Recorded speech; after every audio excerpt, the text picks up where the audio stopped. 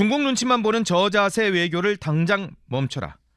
이미 무비자 제도를 시행 중인 제주도는 중국인 관광객 관련 민원이 빗발치고 있다. 특히 이재명 정부의 중국인 무비자 입국 실험이 내년 지방선거가 열리는 6월까지는 이라는 사실이 의심스럽다는 국민 여론도 불거지고 있다.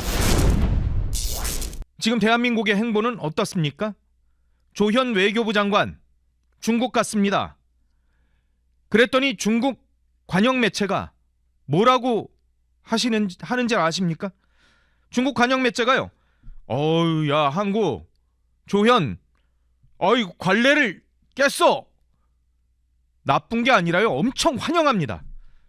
당신들 한국이 그리고 외교장관이 관례를 깼네. 지금 이런 기사를 관영 매체가 내놓습니다. 중국은 당연히 민주주의라 그러지만 거기가 공산국가 아니에요.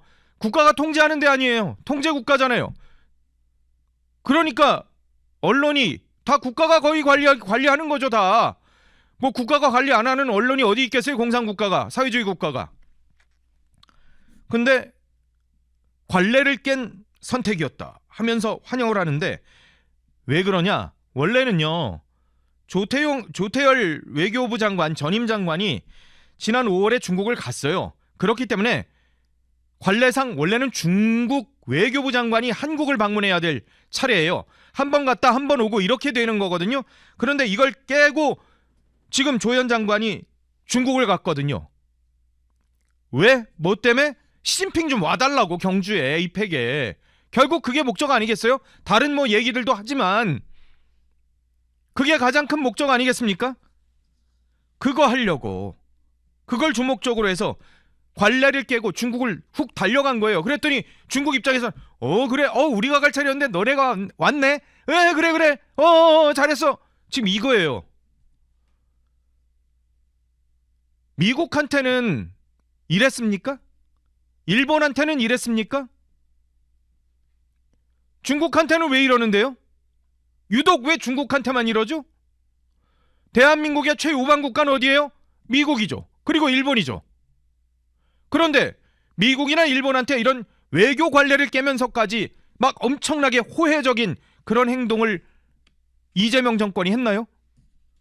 저는 그런 기억이 별로 없는데요. 혹시라도 제가 모르는 게 있으면 댓글로 좀 남겨주세요.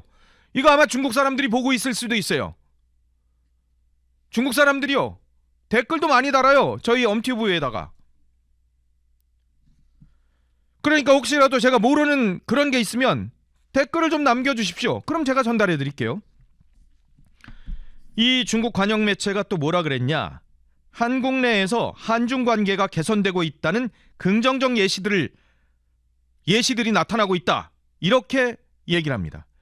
한국 안에서 그러니까 한중 관계가 개선되고 있는 그런 긍정적 예시들이 나타나고 있는데 그 예로 딱 뭘 들었냐? 중국 단체 관광객에 대한 비자 면제를 딱 듭니다. 아까 제주도에서 오성홍기 꼽고 막 중국 음악 틀어놓고 치파오 입고 춤추고 이게 제주도는 지금 무비자잖아요. 그 일이 제주도에서만 있을 것이냐? 아니다. 무비자가 되면 전국적으로 이런 일이 벌어지지 않을 법한 상황이 과연 예견되겠냐? 그리고 이 중국 관영 매체는 또 뭐를 얘기를 하냐? 중국인 남성을 구하다 순직한 고 이재석 해경에 대한 애도 분위기, 그리고 이재명 대통령이 반중 시위를 공개 비판한 점을 언급합니다. 이렇게 이어갑니다. 한국 정부가 계속해서 실질적인 행동을 취해 한국에 있는 중국 국민의 합법적 권익을 확실히 보호하고 객관적이고 이성적인 대중인식을 확립하도록 적극적으로 유도하길 바란다. 이게 무슨 말이에요?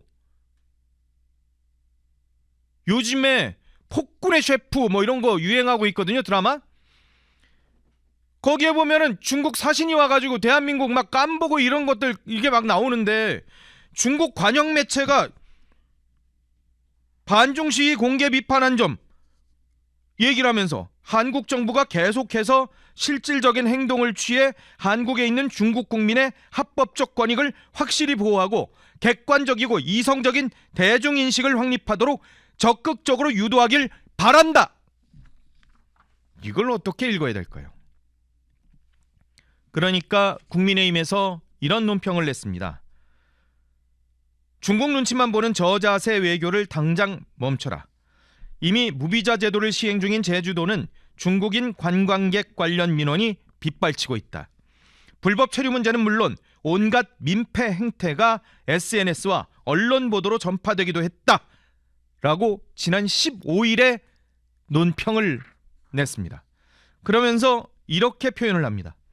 제주경찰청 자료를 얘기를 하면서 2019년부터 2023년까지 외국인 피의자 2,917명 중에 1,941명, 66%가 중국인이었고 2024년 잠정 집계에서도 전체 외국인 피의자 608명 중 412명, 67%가 중국인이었다라고 얘기를 하고 있습니다.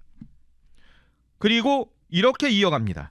특히 이재명 정부의 중국인 무비자 입국 실험이 내년 지방선거가 열리는 6월까지는 이라는 사실이 의심스럽다는 국민 여론도 불거지고 있다라고 얘기를 합니다. 그리고 이렇게 표현도 했습니다. 국민들의 정당한 목소리마저 중국의 눈치가 두려워 억압한다는 것은 주권이 국민에게 있다는 말을 무색하게 하는 헌법상 표현의 자유 침해.